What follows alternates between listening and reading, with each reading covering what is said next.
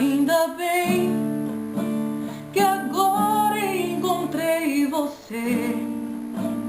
Eu realmente não sei o que eu fiz pra merecer você, porque ninguém dava nada por mim. Quem dava eu não tava afim, até desacreditei de mim. O meu coração já estava